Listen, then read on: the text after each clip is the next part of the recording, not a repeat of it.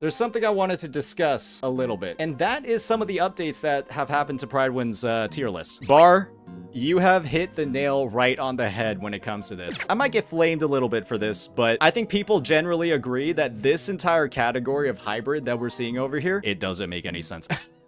It's confusing. So first things first when it comes to Prydwen's tier list is they've said that they've revamped the entire tier list with the addition of 4-star characters set at sequence node 6. So you guys have to factor this in when you're reading the tier list. These are all S6. All of these characters are S6 and they have all of the buffs that are available across their trees. So that means for 4-star sub DPSs like Danjin, so on and so forth, they're giving their 20% attack boost to the entire team. And their placement is indicative of that, at least on this tier list. So that means, you know, some of these people are going to have substantial changes, others it's going to have less impact, and some 4-star characters, they've moved up because of it, while others have only improved relative to other 5-star characters with a similar role. They've added sequence nodes. They're saying that 4-stars are moving around a little bit. Let's see what happened.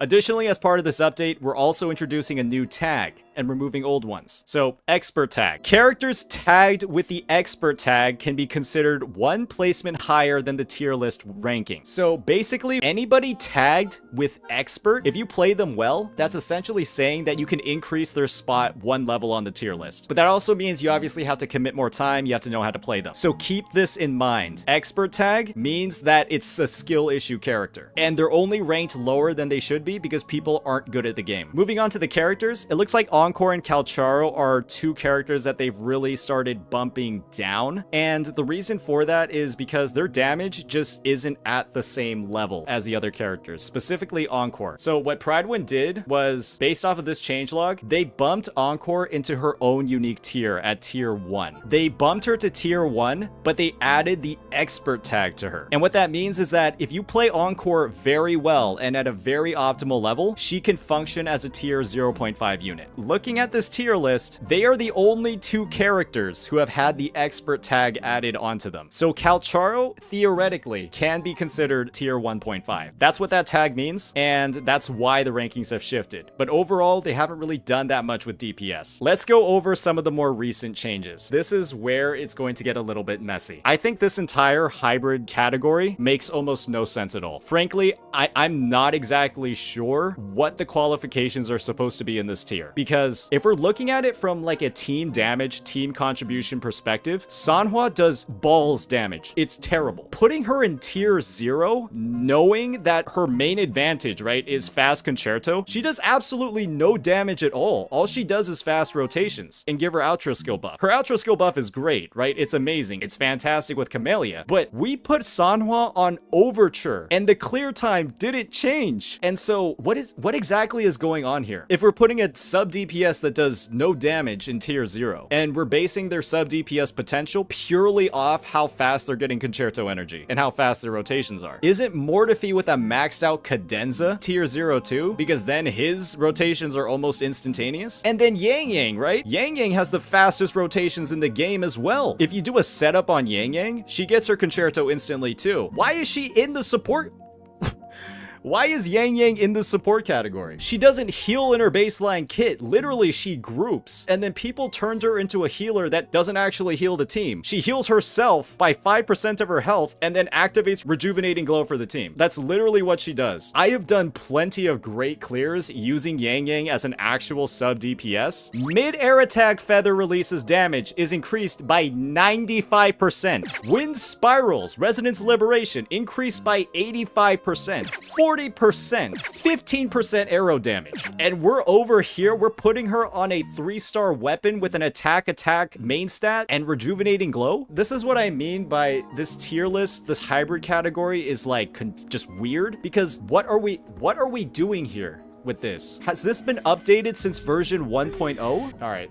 Yeah, this is what I mean. It's like, what is going on here, guys? It's painful, right, that this is the only official Wuthering Waves tier list. I'm gonna be honest, guys. You don't have to lie in your changelog. I'm pretty sure you didn't account for Yangyang being S6 when you ranked her as a support in tier 2 on Rejuvenating Glow and a 3-star weapon. Any person that had Yangyang S6, I am 95% sure they would read her massive damage buffs on S4 and S5 and realize maybe I shouldn't put a 3-star weapon on her and not use her as like a substitute for a healer when there's 4 healers in the game? Why is this the recommended build for Yangyang? And it's probably the same for Danjin too. And so I'm just like, Prydwen, I think you guys just forgot these 2 characters existed. Genuinely, I do think so.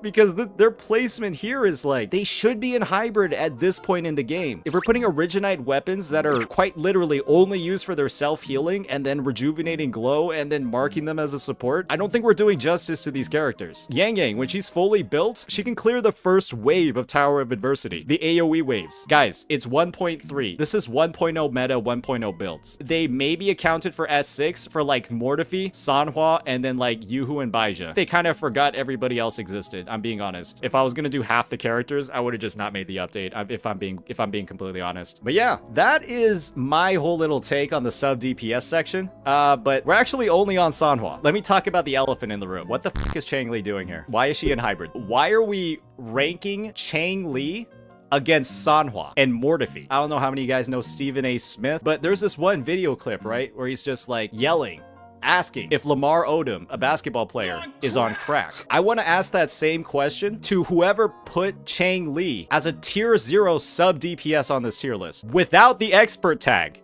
Are you telling me this character is easy to play? You're telling me Encore and Calcharo have the expert tag, and then Changli is just like raw dogging it at tier 0 with no difficulty modifier added to her character?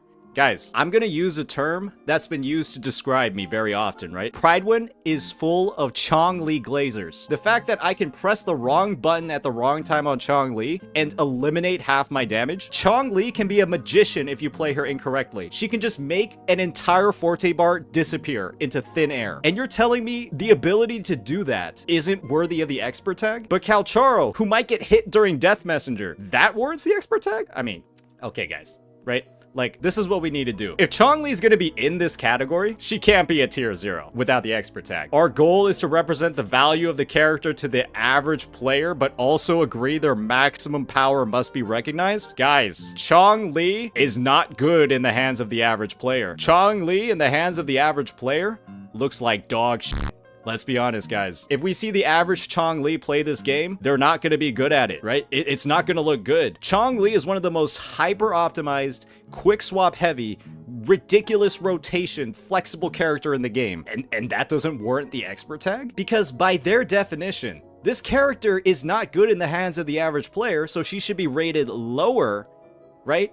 And then have the expert tag that would say that she can be T0. She can be T0, but you have to play her well to be T0. My reasoning is that somebody on the Prydwen team is like in fucking love with Camellya, and they're in love with Changli. And because of that, Sanhua, Camellya's best sub DPS, tier 0. And then Changli, my favorite character, tier 0. And then they just disregarded the expert tag completely when ranking Changli. This whole tier 0 in hybrid is like, I don't want to call it fan fiction, but it just seems like imaginary. Like, it doesn't seem based in reality. I'm kind of blown away by the fact you're telling me that Yinlin and Jeja are like objectively worse than Sanhua based off this tier list. I have seen the raw damage that these 2 characters do.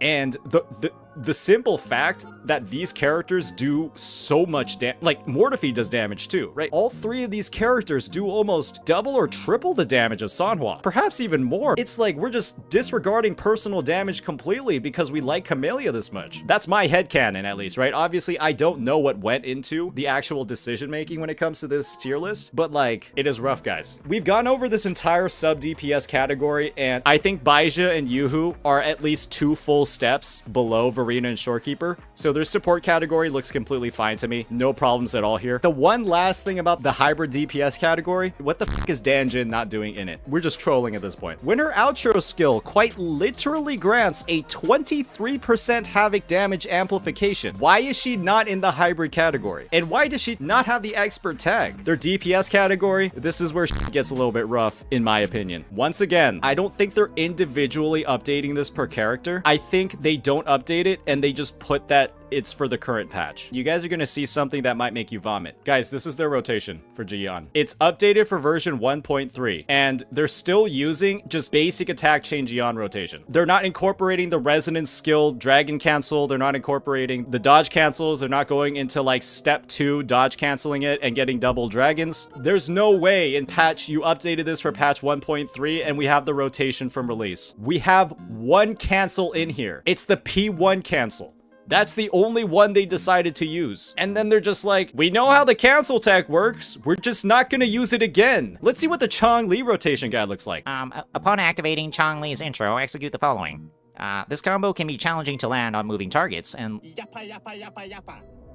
November 18th? I bet it was. I bet this was updated on November 18th. This is probably the only page that gets worked on. What the f is, like, what is going on here? We have a rotation from version 1.0, like the first week of 1.0 for Jiyan, who had a rerun. He had a rerun. And we're using an outdated rotation that doesn't get close to maximizing its damage. And then we go to Changli, and you have the... Gosh, Prydwen's gonna get some shit for this. Hey, guys. Hey, this doesn't warrant the expert tag.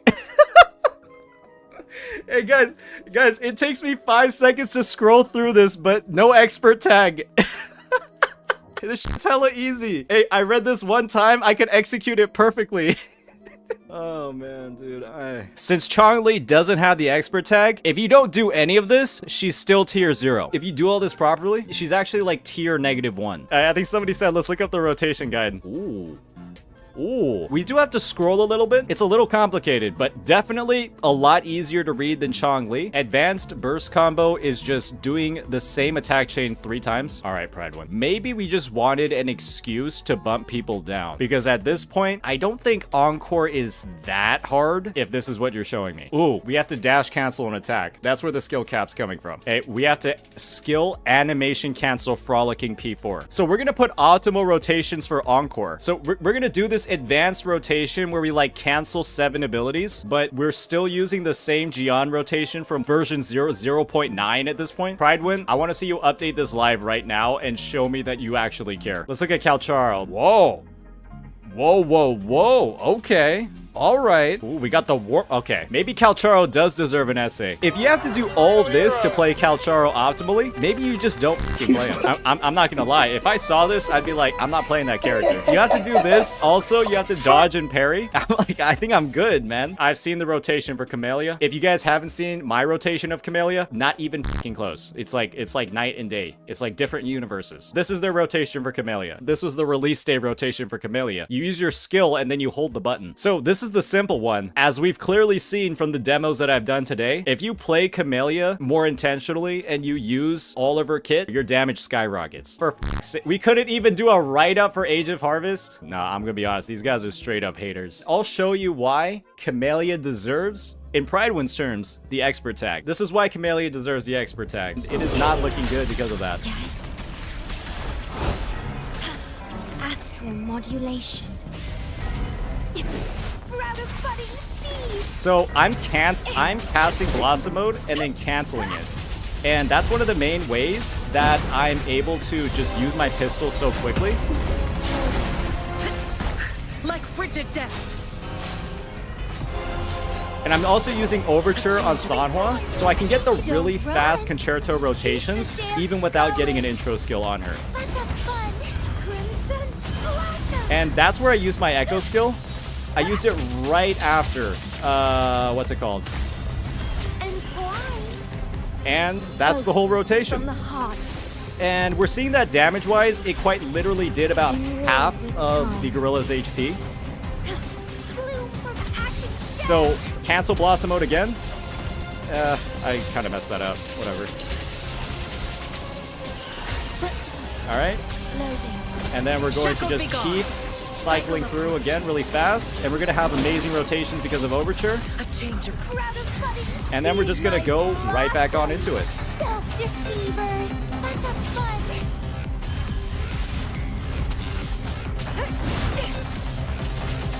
And just keep spinning.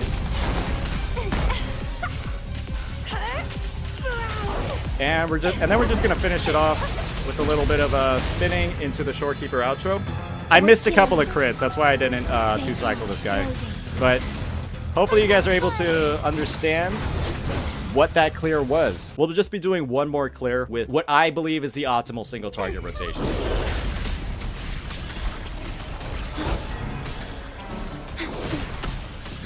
Alright, keep that concerto going. We're not gonna double intro. So Sanhua is gonna be like a... Sanhua is gonna generate way too much. Oh, wait a second. She didn't generate any concerto off of that. Struggle harder. Entertain me. And then...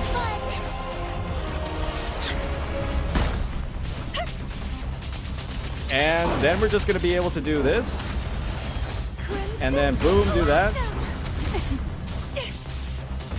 And now we're just gonna spin. And then we're gonna actually do her resonance skill to end the pistols. Right? And now we're ready to go into a whole brand new rotation. Right? Stay behind. Lotus pervade. Everything's looking good so far. Full concerto. Boom. We're gonna spin a little bit just to get our energy back because, like I said, my ER is low.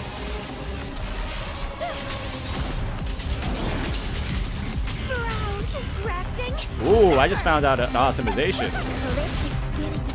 Actually, that one doesn't really work. And then boom, and it's over. From the heart. So that's just one last test. It's a great idea to use Blossom mode to like finish off your pistols, especially when you're in budding form, or if you need to finish them off before swapping off, because that means you're going to be in Blossom form and be able to cancel it and do an enhanced plunge and more damage. This one with high ER is what I believe is the optimal rotation. I go SK Sanhua and then like back and forth to activate the fallacy of no return. We're gonna check what the clear time difference is when we're using Prydwen's rotation and when we're using a more modernized version, right?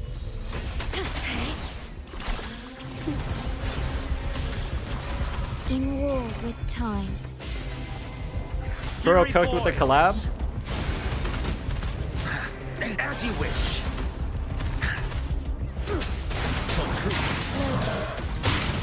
Silence. Let's do this another way. All right, so we're set up. Let's just do our 3 basic attacks, everybody. I can take it.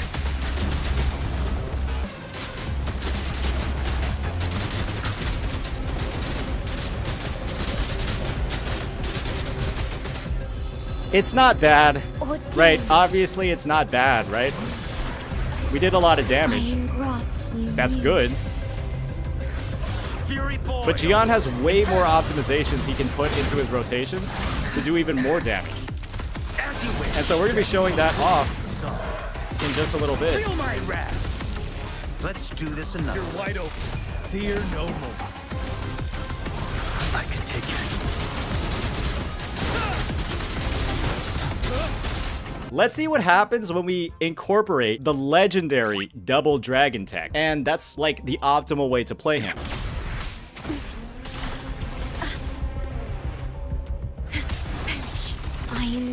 I would run out of resonance liberation energy. That's why I'm not trying to do that, Large Banana. Not bad. I'm on my edge.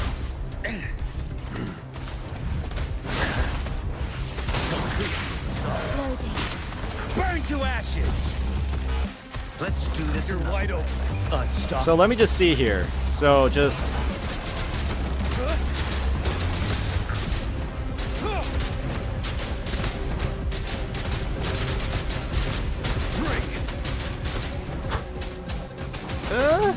I mean, the damage does look like it might have been a little bit higher. Stay calm.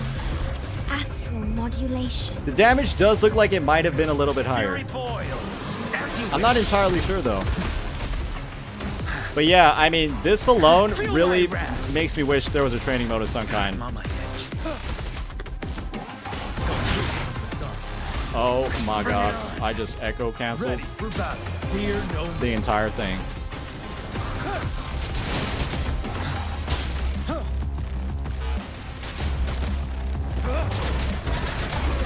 Ah, I see. Okay.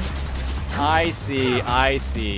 Finale. If I have to follow all of those steps, doesn't Jiyan warrant the expert tag if that's what it takes to play him at the optimal level? That's one of the hardest inputs timing-wise in the game to do. To kind of cap it all off, you know, have like a bit of an outro to the video, Prydwen's latest tier list update is, I'm gonna be honest, it's pretty questionable. I think just Changli's overall positioning, this whole disaster that's going on in T0 at Hybrid, just make a dual DPS category. Don't be afraid of putting characters on multiple parts of the tier list. One of the beautiful parts of Wuthering Waves is the fact that different characters can do different roles, and the fact that we're not recognizing Yangyang or Danjin's sub DPS potential, specifically at S6, we're still putting her on Rejuvenating Glow. That's a sin, guys. Just make a dual DPS category. You can put 2 fists. If that's like an inappropriate political symbol, don't do that. But you know, it's just like, you need a dual DPS category and then put Changli and Zhongli out in there and then build off of it. And this whole fucking expert tag, if we're not putting it on Changli, if we're not putting it on Camellya after finding out her new rotations, just remove it. This tag right now, if this character doesn't have it, it's a joke. That's gonna be my final take on it.